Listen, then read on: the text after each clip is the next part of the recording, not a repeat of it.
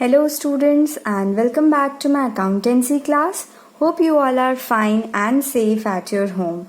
So in the last lecture we had discussed about the treatment of workmen compensation reserve, in which we had seen three cases. We have seen three different cases and उसमें हमने देखा था कि क्या treatment करना पड़ता है जब WCR क्वेश्चन में दिया होता है. ठीक है, तो कुछ बच्चों को समझ में आया होगा, कुछ बच्चों को नहीं समझ में आया होगा. तो आज हम इस वीडियो में एक क्वेश्चन करेंगे इसी वर्कमैन कंपनसेशन से रिलेटेड, जिसमें आपको ज़्यादा अच्छे से समझ में आ पाएगा कि इसका ट्रीटमेंट कैसे करते हैं, और उसके हम जर्नल एंट्रीज भी सीखते चलेंगे साथ साथ. ठीक है, अपनी बुक का क्वेश्चन नंबर 1 देखिए. Practical question Number 1. Manoj and Nand were partners sharing profits in the ratio of 3:2. Pass journal entries under following situation at the time of dissolution of firm. बोल रहे हैं कि मनोज और नंद जो हैं पार्टनर्स हैं, इस रेशियो में अपने प्रॉफिट्स को शेयर किया करते थे. और बोल रहे हैं ये डिफरेंट सिचुएशन है, डिफरेंट केसेस हैं जिन्हें आपको जर्नल एंट्री में सॉल्व करना है. ठीक है, तो पहला है workman compensation stood at 1 lakh and there was no liability toward workman compensation. चलिए हम इसको देखते हैं कैसे कर सकते हैं. ठीक है, तो ये है क्वेश्चन नंबर 1. ये WCR से रिलेटेड क्वेश्चन है, इसलिए ध्यान से देखिएगा. पिछले एडजस्टमेंट को भी इसको हम साथ साथ में समझते हुए चलेंगे. ठीक है, तो कह रहे हैं कि workman compensation reserve stood at 1 lakh. इसको देखिए ध्यान से समझिएगा कि आपके पास जो बैलेंस शीट दी हुई है उसमें, ये बैलेंस शीट है, यहाँ पे WCR 1 लाख दे के रखा हुआ है. ठीक है, अब केस नंबर 1 में बोला जा रहा है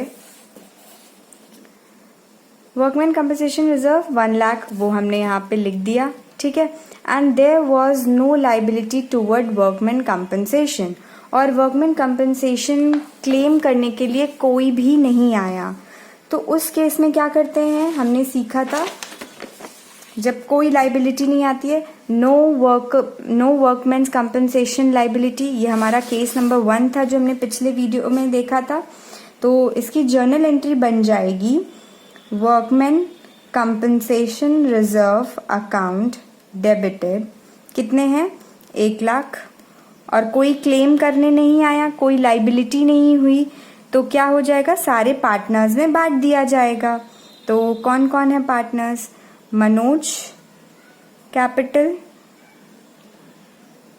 account to Nand's capital account.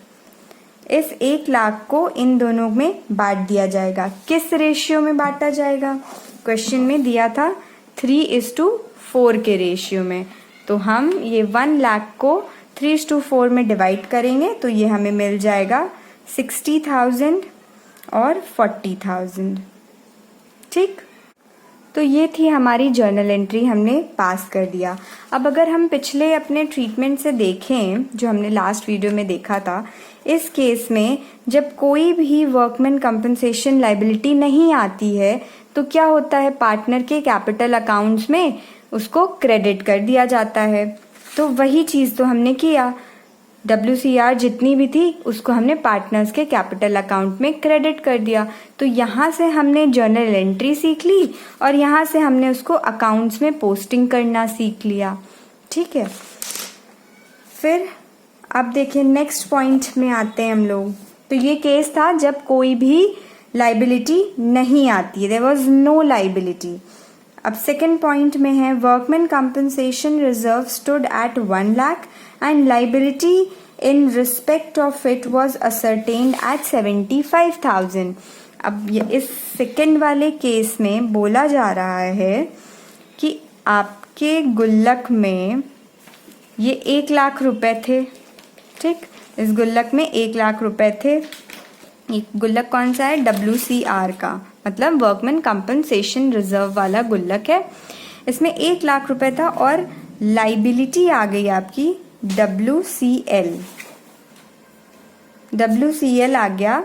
आपको कितना दिया है 75,000 की लाइबिलिटी आ गई, मतलब आप कोई वर्कमैन ने क्लेम कर दिया, तब फिर क्या होगा इस केस में। चलिए इतना पहले हम लोग करते हैं। Workman compensation reserve account debited, आपके गुल्लक में कितना है 1 लाख रुपए, टू रियलाइजेशन अकाउंट, हम रियलाइजेशन अकाउंट में डालेंगे ये 75,000 रुपीज़। अब जितना बचा, कितना बचेगा, इसको 1 लाख माइनस 75,000 कितना बचा 25,000, ठीक है। अब इस 25 को क्या करेंगे, इस 25 को हम लोग ये जो पार्टनर्स हैं इनके बीच में डिस्ट्रीब्यूट कर देंगे, मनोज और नंद के किस रेशियो में, 3:2 के रेशियो में, ठीक है। तो 2 बचा हुआ जितना भी होता है वो हम क्या करते हैं, पार्टनर्स के कैपिटल अकाउंट में क्रेडिट कर देते हैं। यही तो हम लोग सीखते आ रहे हैं, पिछले कुछ चैप्टर्स में भी आपने कितनी बार इसके ट्रीटमेंट्स किए होंगे, ठीक। तो फिर 25,000 को आप डिवाइड कर देंगे इस रेशियो में, तो आपको मिल जाएगा 15,000 और 10,000, ओके। तो ये हो गई हमारी जर्नल एंट्री, ठीक है। अब इस चीज़ को देखिएगा, लिंक देखिएगा इसका। जब हमने पिछले वीडियो में ये सेकंड केस देखा था, तो जब हमने देखा कि हमारे पास WCR था 10,000 का और क्लेम कर लिया 4,000 का, ठीक है। तो 10,000 में से 4,000 हमने माइनस किया तो बचा 6,000। 6,000 को हमने बांट दिया पार्टनर्स को, कैपिटल अकाउंट में क्रेडिट कर दिया 6,000, ठीक। और जितना भी मांगा गया था 4,000 रुपीज़, जितना क्लेम किया गया था उसको हमने रियलाइजेशन अकाउंट में लिख दिया। तो वही आया यहाँ पे, देखिए WCR account debited to realization account.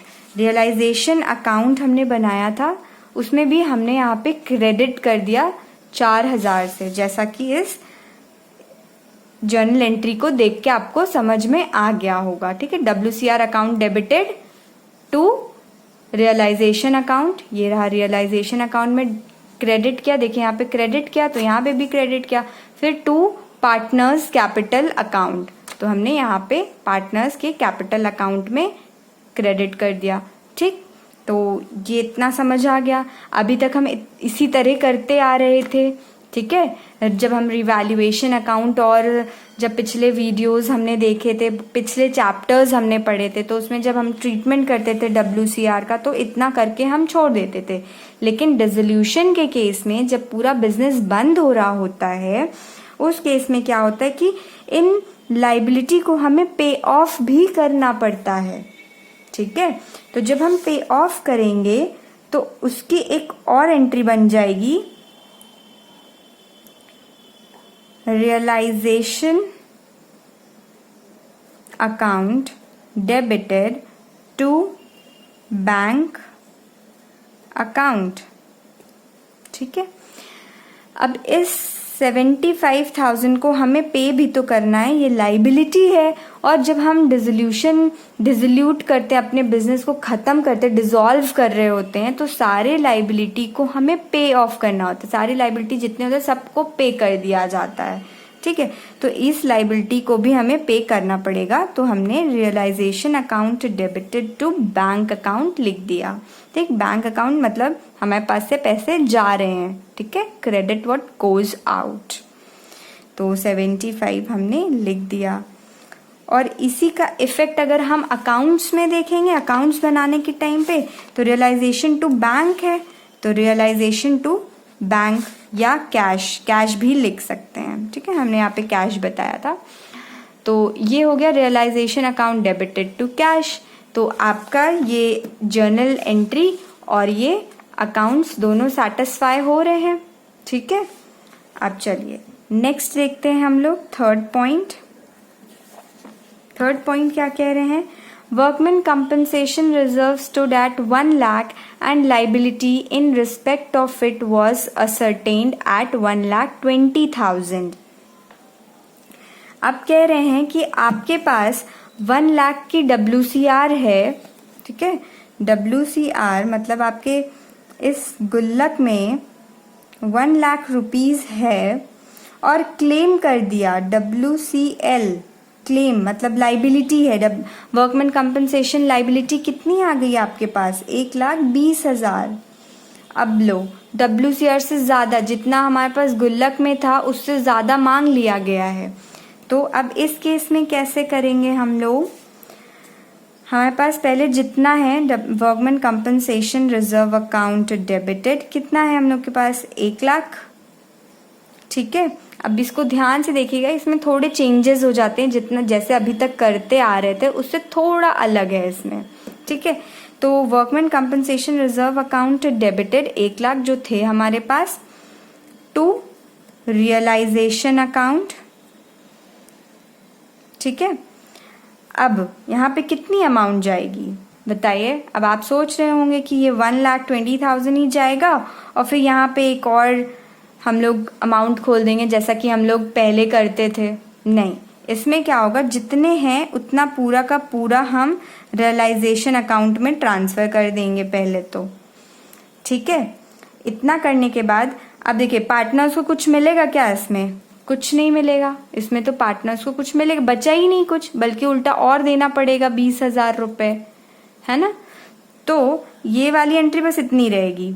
इसकी सेकेंड एंट्री बनेगी रियलाइजेशन, हमें पे करना है। अब इस WCL को हमें पे करना है, तो क्या होगी? Realization account debited to bank account, ये पेमेंट वाली हो गई। अब अमाउंट कितना आएगा? गेस करिए कितना आएगा अमाउंट। देखिए, जब हमने आपको बताया था थर्ड केस, तो इसमें जब वहाँ पे हमारे पास कितने थे? 10,000 हमारे पास WCR थे और क्लेम कर दिया गया 12,000 का। तो उस केस में हमने बताया था कि पार्टनर्स को तो कुछ भी नहीं मिलेगा, ठीक। ये हमने यहाँ पे कर लिया है। और क्या हो जाएगा? रियलाइजेशन अकाउंट में डेबिट साइड में हो जाएगा, तो वही चीज़ हो, रियलाइजेशन अकाउंट के क्रेडिट में हमें ये 10,000 डालने पड़ेंगे बाय WCR के नाम से, ठीक है, बाय WCL। फिर उसके बाद ये वाली एंट्री हमने कर लिया। फिर उसके बाद हमने क्या बताया था कि टू कैश पेमेंट जो करेंगे वो ऑलवेज क्लेम वैल्यू पे करेंगे। तो क्लेम वैल्यू कितनी थी यहाँ पे? 12,000, तो हमने 12,000 लिख दिया। यहाँ पे क्लेम वैल्यू कितनी है? 1,20,000, तो हम यहाँ पे 1,20,000 लिख देंगे। इस चीज़ को ध्यान रखिएगा। बच्चे लोग क्या करते हैं कि जितना यहाँ पे लिखा वही सेम अमाउंट यहाँ पे भी ट्रांसफ़र कर देते हैं, मतलब पे कर देते हैं। नहीं, जितना मांगा गया है उतना हमको पेमेंट करना पड़ेगा, ऐसा रूल होता है, ठीक है। अब हमारे पास तो थे नहीं 1,20,000 WCR में, तो जितने थे उतने पहले हमने रियलाइजेशन अकाउंट में ट्रांसफ़र कर दिया क्रेडिट साइड में। फिर उसके बाद हमने जितना मांगा था उतना दे दिया बैंक के थ्रू, ठीक, बैंक या कैश के थ्रू, ठीक है। हो गई बात, इजी था। चलिए एक और है, एक और पॉइंट हम देखते हैं। Workman compensation reserve stood at 1 lakh and liability in respect of it was ascertained at 1 lakh. अब जितने WCR है उतनी ही लाइबिलिटी आ गई, उतने ही क्लेम कर दिया। फोर्थ पॉइंट, तो WCR account debited to realization account. कितने थे हमारे पास? 1 लाख थे, तो 1 लाख हमने ट्रांसफ़र किया और 1 लाख ही मांगा गया है, तो अब हम उसे पेमेंट कर देंगे, ठीक। तो realization account debited to bank account. 1 lakh मांगा था, 1 लाख पे कर दिया। और इसका हमने वैसे ही जैसे कि हमने पिछली वाले में किया था वैसा ही अकाउंट बनेगा। पार्टनर्स को कुछ नहीं मिलेगा और रियलाइजेशन अकाउंट में बाय WCL लिख के कितना 1 लाख रुपए डाल देंगे और कितना कैश जितना मांगा 1 लाख ही मांगा था तो 1 लाख ही लिख देंगे। ठीक है, इजी था। होप आपको ये समझ में आ गया होगा। एक बार रिवीजन करा देते हैं आपको। देखिए क्वेश्चन में बोला कि 1 लाख की बैलेंस शीट में WCR दिख रही है आपको और कोई भी लाइबिलिटी नहीं आई वर्कमैन कंपनसेशन से रिलेटेड। तो जब कोई भी लाइबिलिटी नहीं आई तो जितना का था, जितना आपके WCR वाले गुल्लक में था वो पूरा क्या कर लेंगे, आपस में बांट लेंगे। जब फर्म बंद होगी तो ये दोनों आपस में बांट लेंगे क्योंकि 1 लाख बचा हुआ है तो आपस में बांटेंगे ही अपने प्रॉफिट शेयरिंग रेशियो में। फिर सेकेंडली क्या बोल रहे थे कि 1 लाख तो है आपके बैलेंस शीट में WCR, लेकिन क्लेम आ गया 75,000 का। ठीक है, 1 लाख से कम है ना, तो जितना बचेगा वो आपस में बांट लेंगे। तो जितना बांटेंगे उसको हमने ये यहाँ पे लिख दिया। ठीक है, फिर उसके बाद जितना भी मांगा गया था उसको हमें क्या करना है, पेमेंट कर देनी है। तो realization account debited to bank और कैश अकाउंट जितना मांगा था दे दिया। ठीक है, तो फर्स्ट वाले की 1 ही एंट्री, सेकंड वाले की 2। यहाँ पे ये वाली जो एंट्री है ये आपके लिए नई है। ठीक है, तो हर बार आपको पेमेंट करनी पड़ेगी। ठीक है, फिर उसके बाद थर्ड में था कि WCR 1 लाख था और मांग लिया गया 1,20,000। अब इस केस में क्या होगा कि बच्चे क्या करते हैं कि 20,000 मिला, बचा हुआ था, माइनस में आएगा तो इसको कैपिटल अकाउंट के यहाँ पे लिखने लगते हैं। नहीं, ये गलत हो जाएगा। ठीक है, इसका कोई लेना देना नहीं है। तो WCR अकाउंट कितने थे हमारे पास, थे कितने, 1 लाख थे, तो 1 लाख पूरा का पूरा उठा करके रियलाइजेशन अकाउंट में डाल दिया जाएगा। ठीक है, ये वाला पॉइंट आपके लिए नहीं, नया है। ठीक है, न्यू है। तो पूरा का पूरा जितना है उतना हमने रियलाइजेशन अकाउंट में ट्रांसफर कर दिया। फिर जितना मांगा गया था उतना हमें पे भी तो करना है, ये हमारी लाइबिलिटी है, मतलब रिस्पॉन्सिबिलिटी है। तो हमने 1,20,000 को पे कर दिया। तो हमारी एंट्री होगी realization account debited to bank और कैश अकाउंट। फिर ये हो गया एक। ठीक है, ये जो पेमेंट वाली है ये तो बिल्कुल नहीं है आपके लिए, एकदम न्यू है। फिर उसके बाद बोला गया कि 1 लाख के WCR हैं आपके पास और 1 लाख के WCL भी है, मतलब लाइबिलिटी। ठीक, तो जितने आपके पास थे उतना ही मांग लिया गया, तो इसमें तो कोई दिक्कत आने नहीं वाली। WCR अकाउंट डेबिटेड 1 लाख और रियलाइजेशन अकाउंट 1 लाख। फिर जितना मांगा था दे दिया गया, ये हो गया। इजी था, सिंपल था। होप आप सबको समझ में आया होगा। और अगर ना समझ में आए, kindly ask me in the comment section or you can text me. Okay, so hope you have noted down all these points and try to solve more and more questions from your book. So keep studying, keep practicing. Thank you students, have a nice day.